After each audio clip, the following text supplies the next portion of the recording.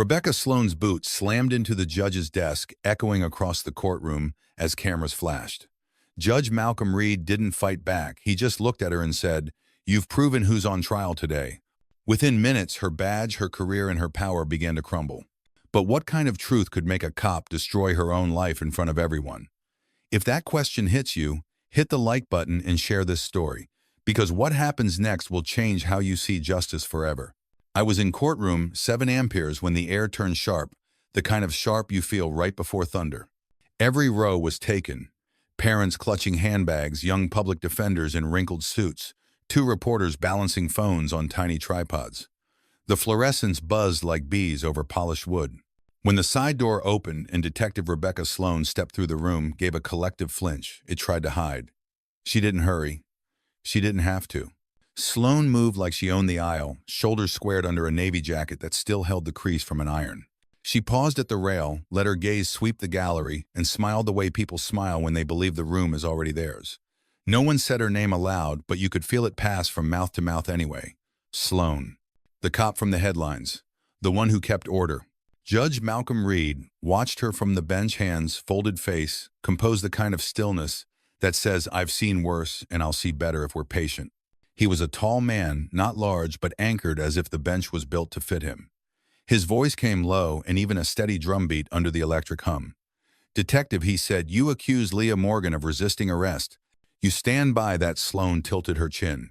"She's one of those kids who think rules don't apply to them." A murmur rolled across the pews and fell away. Reed didn't look at us. He looked only at her.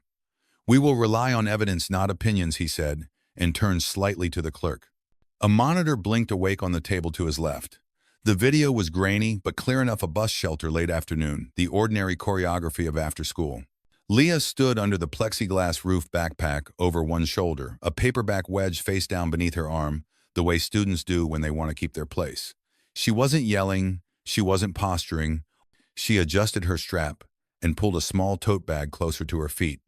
"That is the moment you allege she resisted?" Reed asked. Sloane didn't look at the screen. "You're seeing what you want to see, Your Honor." "What I want," Reed said, "is the truth." He tapped the spacebar.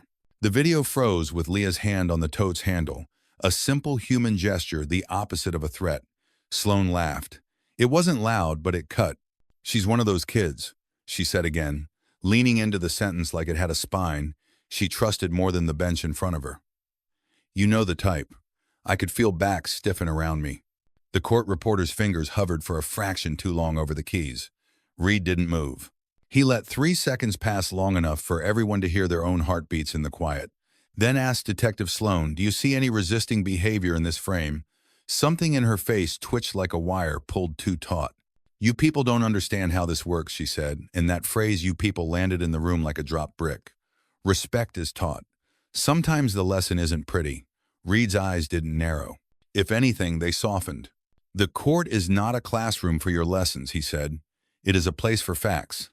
Maybe it was the softness that did it, or the way the word facts settled on the wood between them like a weight.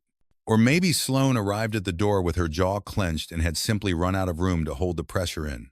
Whatever the reason, the snap was quick and ugly. She snatched the printed report from the witness ledge, ripped it once, twice. Paper ripping always sounds louder in a quiet room. And then before the deputy could even rise, she stepped forward and drove the toe of her boot into the front, a panel of the judge's desk. The crack of leather against wood ricocheted through 7 amperes. The bench shook. Stacks of exhibits skated, fanned, and went airborne like startled birds. A binder slid off and slammed the floor. I heard someone gasp, "God." I heard my own breath arrive late. Reed didn't stand. He didn't flinch. He put one hand on the stack that hadn't fallen, laid the other flat on the scar. His desk now carried, and looked at Sloane, the way you look at a storm you always knew was coming. "You've just proven who's truly on trial today," he said. It wasn't a shout. It didn't need to be. The words filled the room because we were all leaning toward them without meaning to. The deputy reached Sloane, then 2 steps of practice, hold the firm yes of a duty that has finally become obvious, and in that half-beat Sloane's gaze flicked past Reed to the gallery, as if searching for anyone who might nod and tell her this was still salvageable. No one did. Phones were up now. They'd been up, truth be told, from the moment she crossed the threshold, but this time, the lenses found their focus and the red dots went solid. You could feel the story stamp itself, a boot against a bench, a black judge who would not swallow the insult, the word racist, already pooling in comment sections that hadn't yet been written. The court reporter resumed typing like a machine that had never once stopped. The deputy guided Sloane back a step, then another. She tried to jerk her arm free, and for a second I thought we'd see the whole thing escalate into something you don't forget. But the second passed, and the room, obedient to the bench, returned to silence. Reed lifted the gavel but didn't use it. "We will take a brief recess," he said, the rhythm of his voice unchanged. "And we will resume with evidence." The clerk nodded. The bailiff called it. There was the scrape of shoes and the rustle of jackets and the rush of people who wanted to be the first to tell the world what they'd just seen. I stayed in my seat. It felt wrong to stand as if standing would jar the moment and send it tumbling into a version that could be denied. Within minutes, faster than minutes if I'm honest, the clip was already everywhere. In the aisle, a reporter's phone lit up with a push alert, "Racist cop kicks black judge."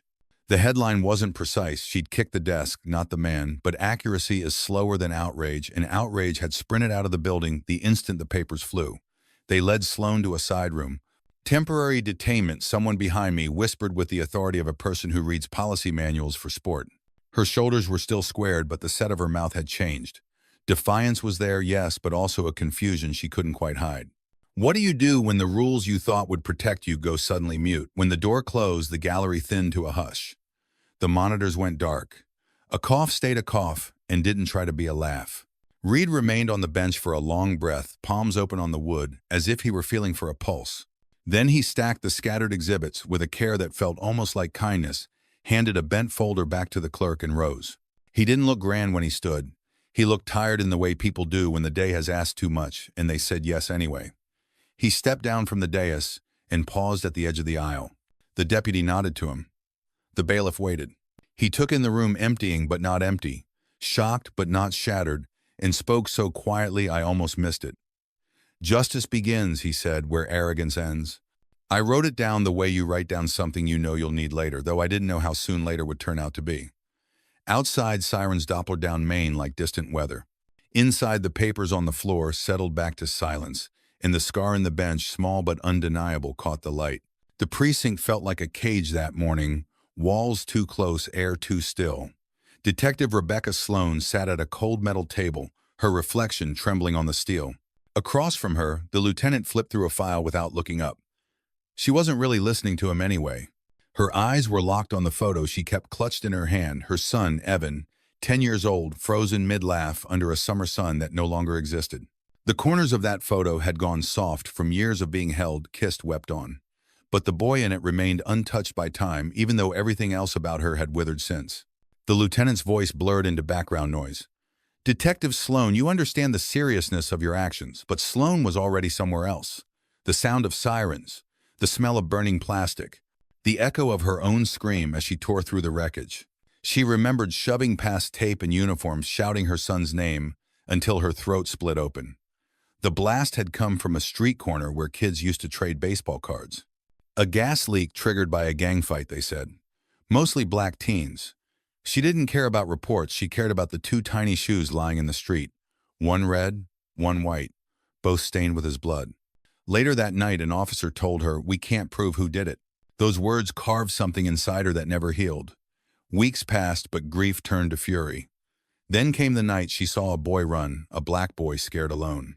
He matched the vague description of someone tied to the explosion. He didn't look older than 17.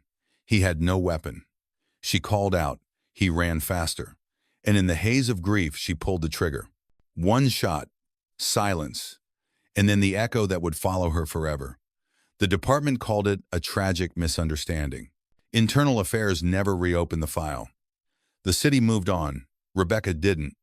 Every time she put on her uniform, it became armor-heavy, suffocating armor forged from pain and anger. She stopped smiling at stoplights, stopped speaking softly to anyone who questioned her. Every arrest felt like a battle she refused to lose. Every teenager who didn't look afraid felt like a threat. Now, sitting under interrogation lights, she caught her reflection in the table again. For a moment, she didn't see a detective. She saw a mother whose hatred had learned how to wear a badge. And deep behind her defiance, somewhere so far down it could barely breathe, there was still guilt. Outside the glass, the press had gathered. Microphones, cameras, voices clashing over headlines. The clip from court had already gone viral. Racist cop kicks black judge. The words crawled across every news banner in the country. A young officer cracked the door open. "They're everywhere, Rebecca. Cameras, drones, live streams. You should get out of sight." She didn't even look up.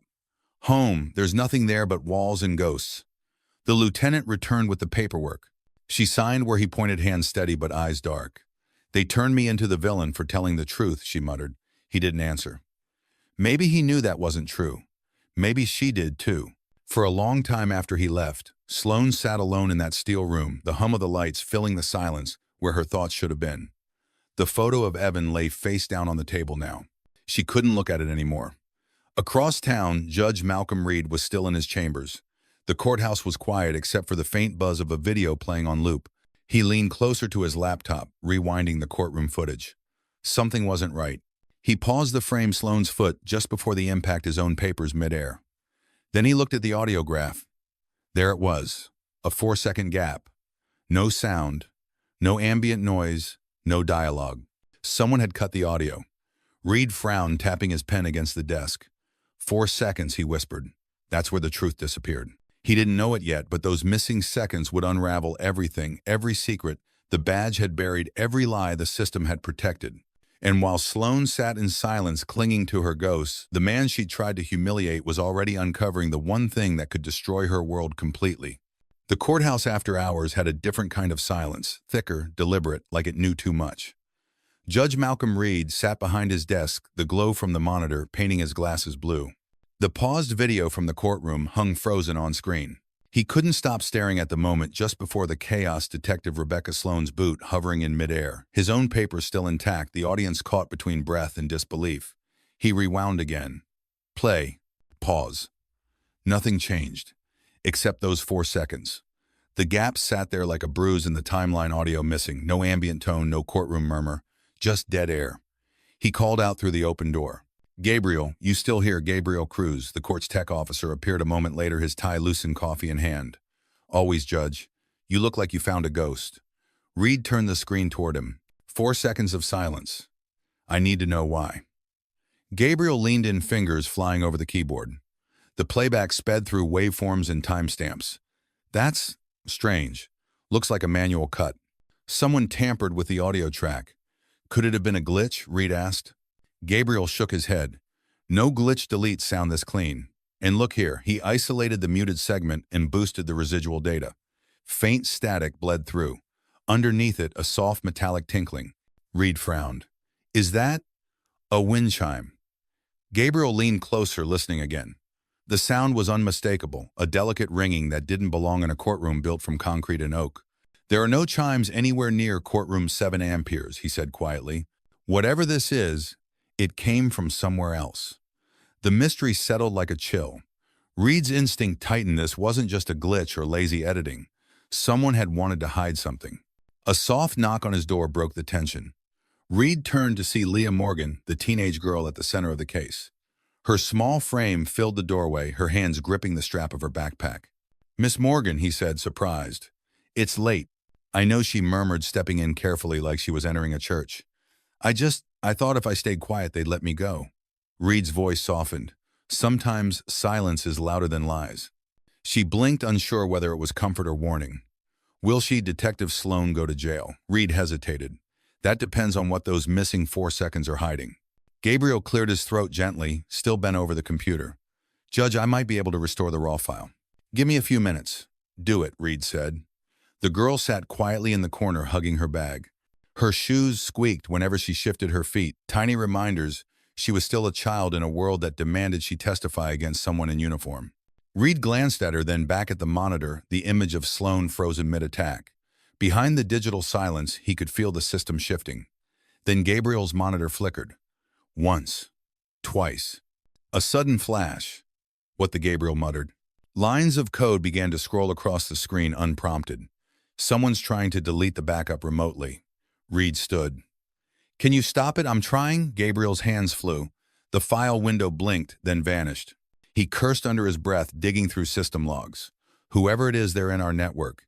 I might be able to isolate the fragment if I wait. He pressed a key, freezing the sequence mid-delete. Got it. I saved a partial copy. The screen steadied, but the damage was done.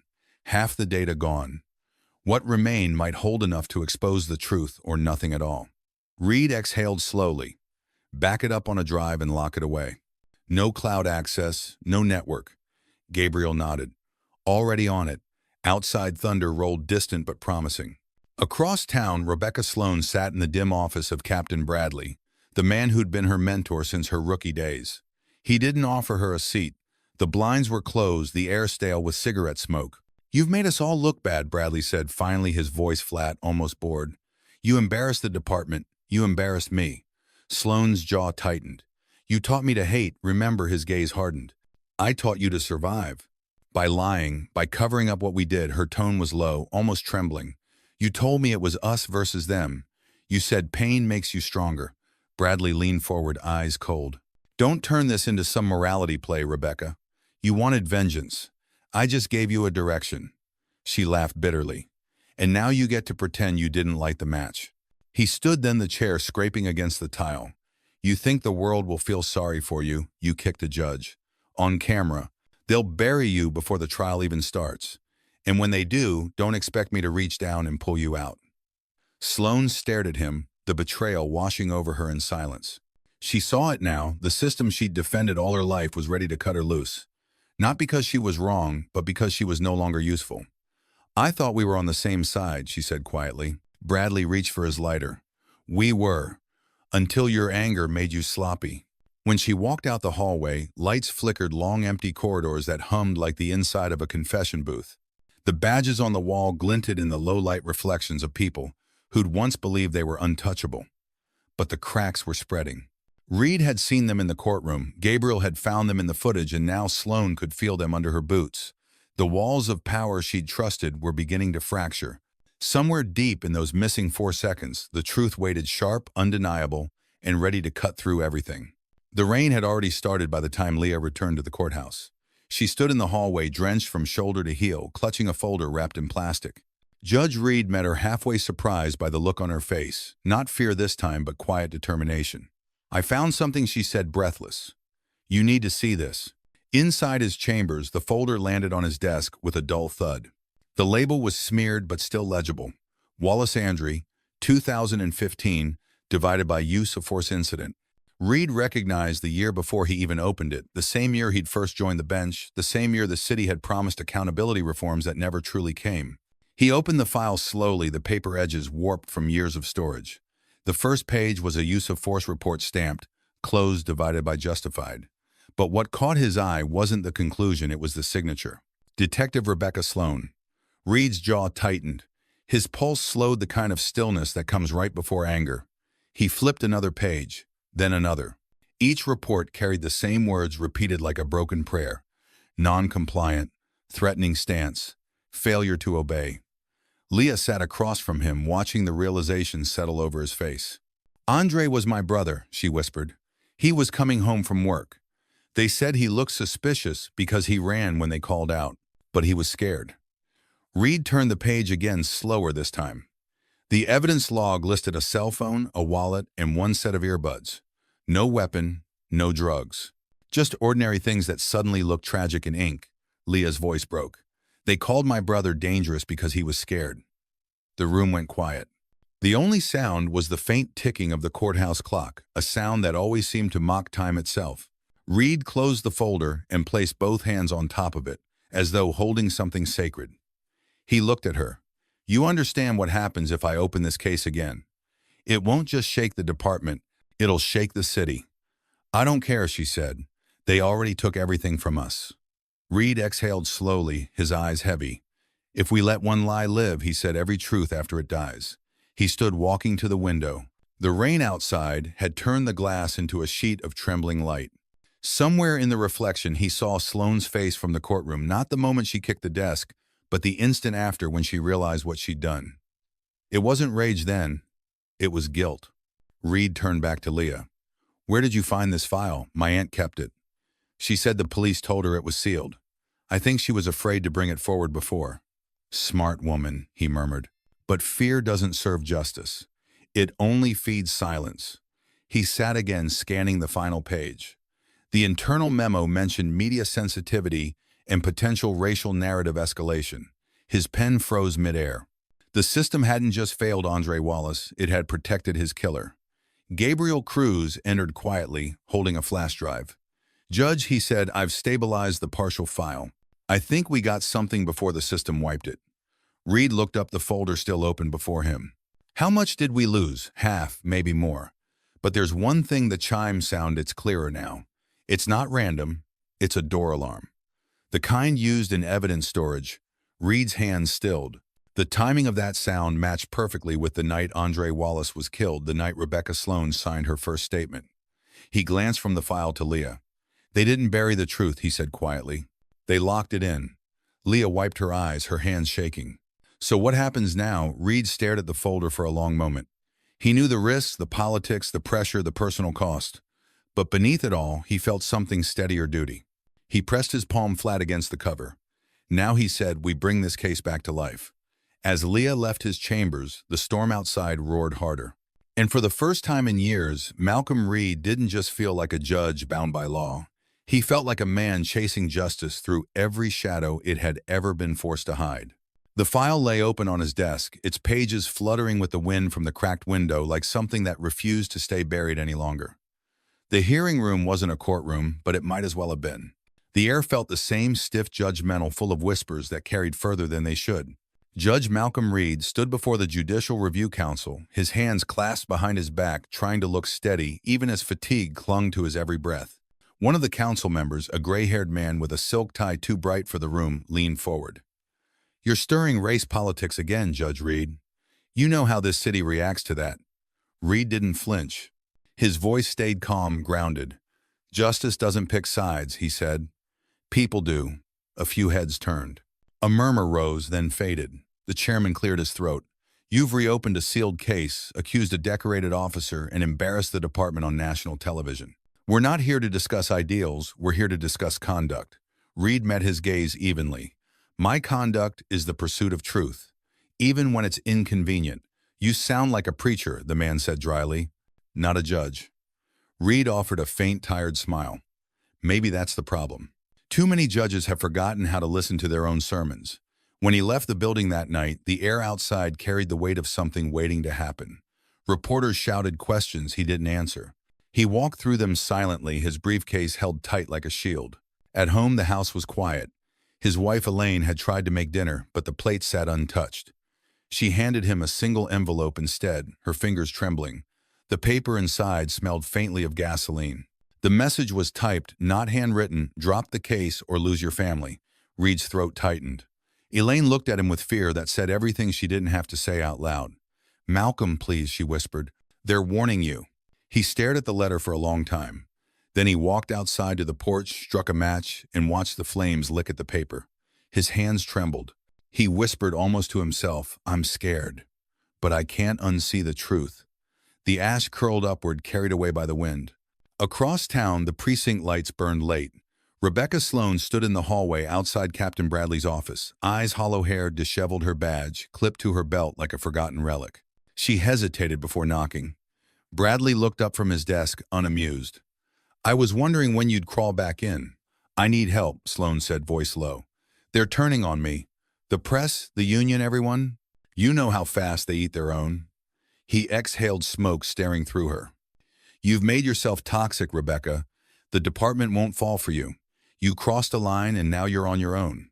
She stepped forward, anger flaring. "Don't act like you didn't push me there. You said we protect our own. You said..." Bradley cut her off. "I said we protect the badge, not you." Sloane's jaw tightened. "I did what I was trained to do. You taught me that fear keeps the streets safe." He leaned back, his tone almost bored. "No, I taught you control. You chose hate. And now you'll pay for it." Her voice cracked for the first time. "They're coming for me." Bradley shrugged. "Welcome to consequences." Sloan turned away, blinking fast to keep from crying. In the reflection of his window, she caught her own face. Not the proud officer from years ago, not even the furious woman from court.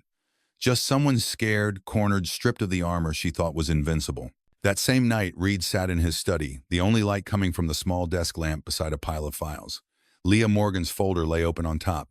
He reread the names, the reports, the same cold words written by people who had long since moved on. He thought of Sloan, of how grief had turned her into something unrecognizable. And for a brief moment, he pitied her. Justice, he realized, didn't just demand courage, it demanded sacrifice. And the price of truth was almost always paid by those who dared to speak it first. He closed the folder gently and whispered into the quiet, "Whatever comes next, let it come."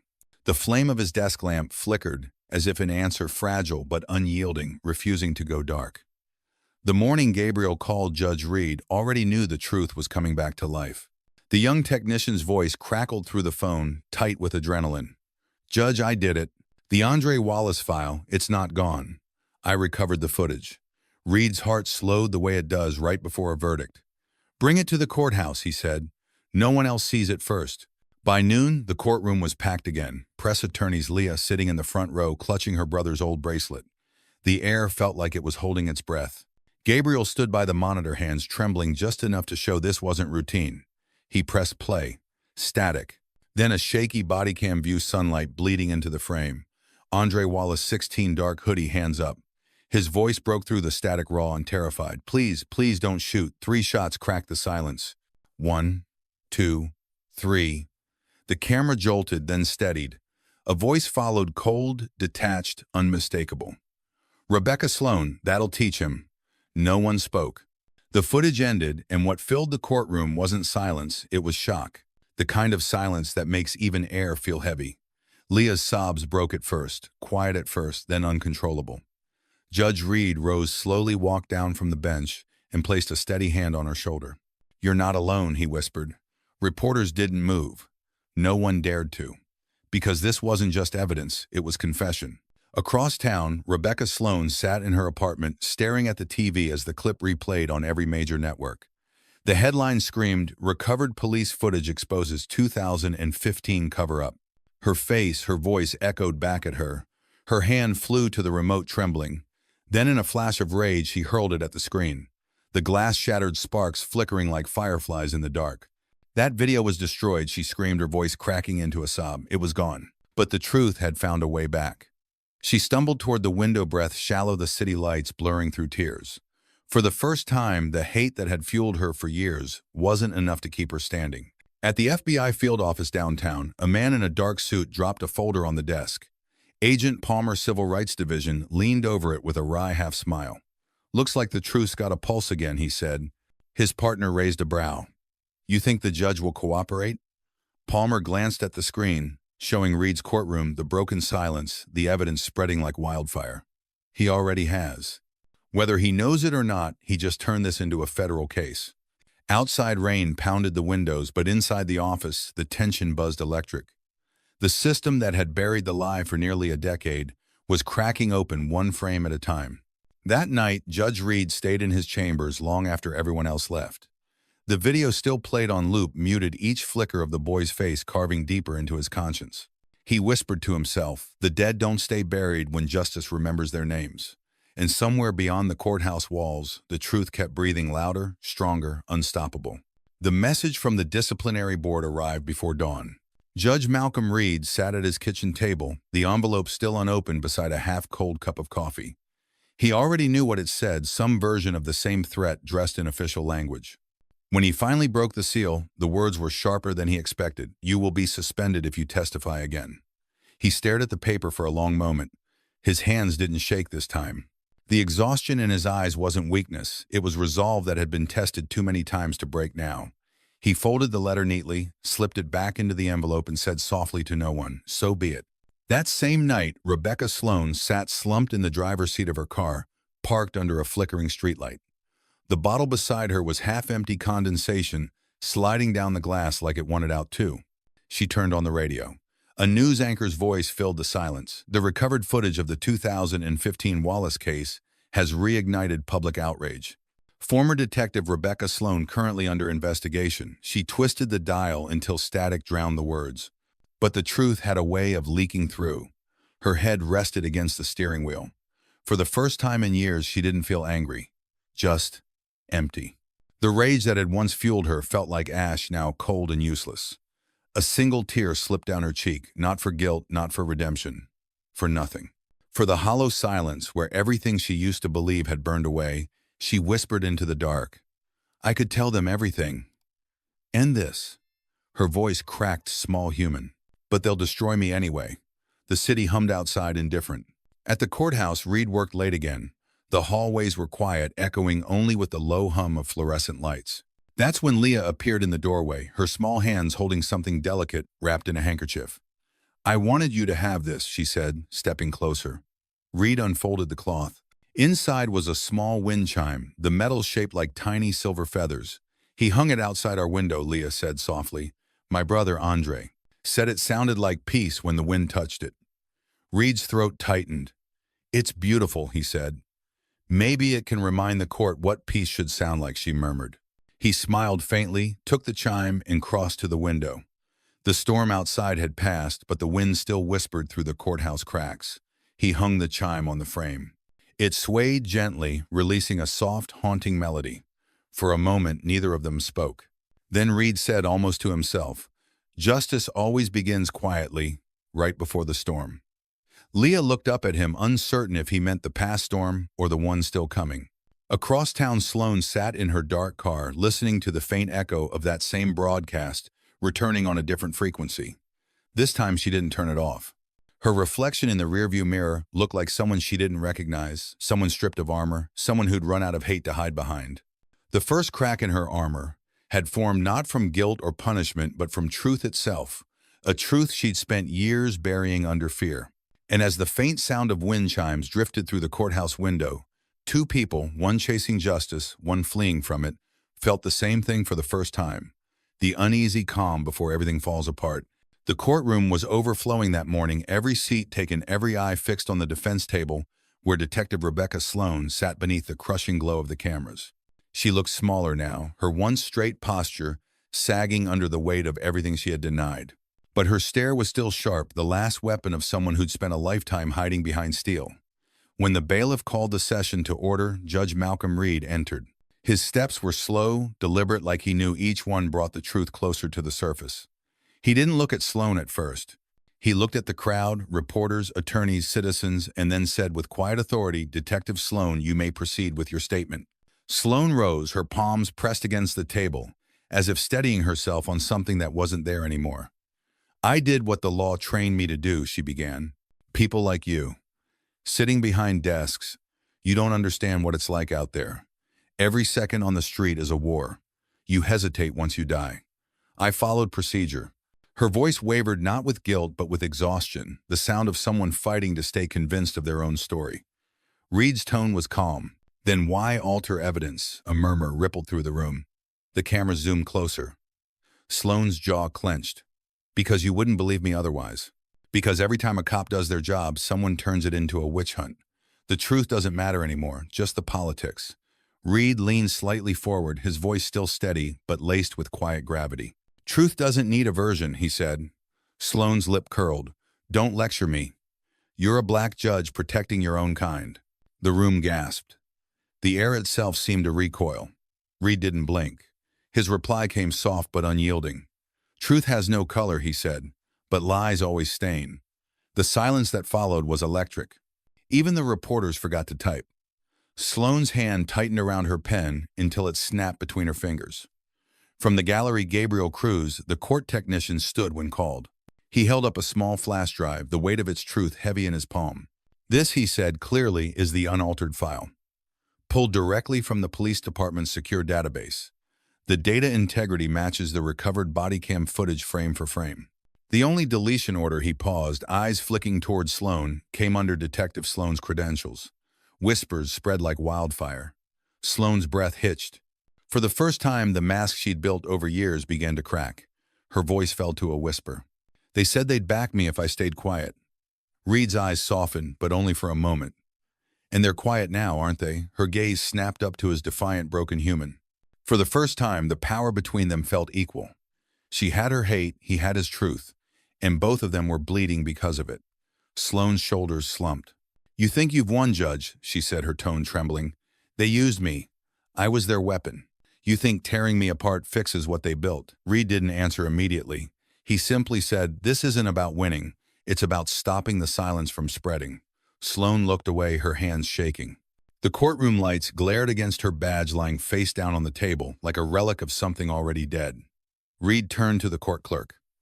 "Mark the file as verified evidence," he said quietly. His gaze lingered on Sloane a moment longer, then softened again, not in pity but in understanding. "You could have told the truth years ago," he said. "You might have saved lives, maybe even your own." Her lips trembled, but no words came. From the back of the courtroom, Leah Morgan sat motionless. She wasn't triumphant, just hollow, watching justice finally stand up after being buried for so long. The sound of her brother's wind chime outside the courthouse window echoed faintly through the walls, carried by a passing breeze. The judge turned slightly toward the sound.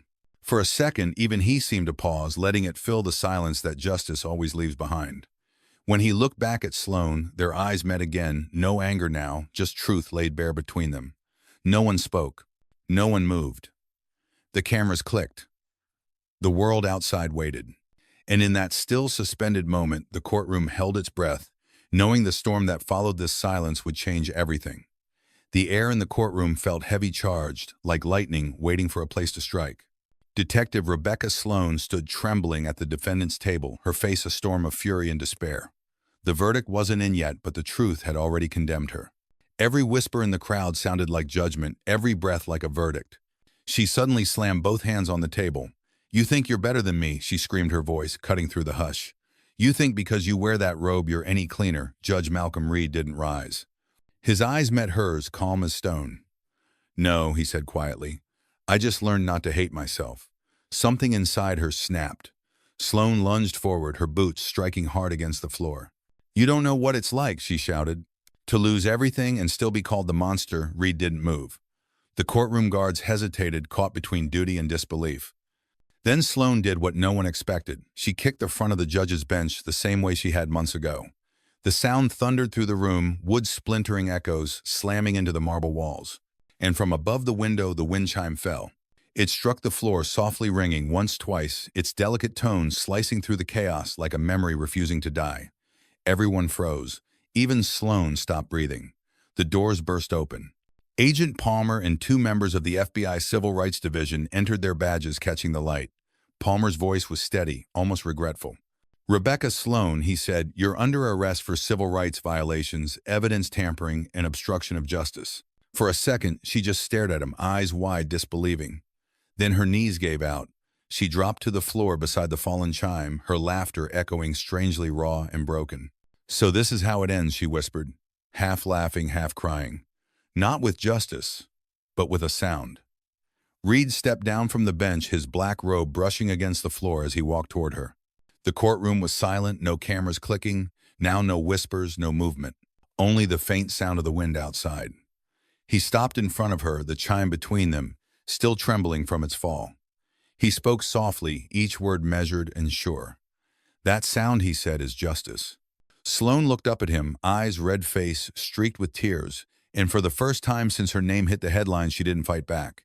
She just stared as if she finally understood what she'd spent her whole life avoiding. The agents lifted her gently to her feet. She didn't resist. As they led her away, she turned once more toward the bench where the chime still swayed on the floor, whispering its soft metallic song. Reed bent down, picked it up carefully, and hung it back by the window. The sunlight caught on its edge, scattering faint reflections across the courtroom walls, small flickers of silver that danced like hope learning how to breathe again. For a moment, nobody moved. Then Leah Morgan, sitting quietly in the front row, whispered, "He would have liked that sound." Reed nodded, voice barely above a whisper. "So do I." Outside, as the agents escorted Sloane down the courthouse steps, the press swarmed like vultures. But she didn't raise her hands, didn't shout. The noise of the cameras, the chaos, the shouting, it all faded behind her. Because somewhere inside her, beneath the ruin and the rage, she heard it too, that soft, defiant chime ringing against the wind. And for the first time, she didn't feel hate. She just felt the weight of everything it had destroyed. Morning sunlight spilled through the courthouse windows, cutting through the dust still hanging in the air after the trial that changed everything. The headlines hit before noon, cover up exposed. Department faces federal reform. Beneath it, photos of Judge Malcolm Reed, Agent Palmer, and Leah Morgan, the girl whose courage had outlasted an empire of silence. Outside the courthouse, cameras gathered again, but this time the voices carried something different. Not outrage, not hate, something closer to relief.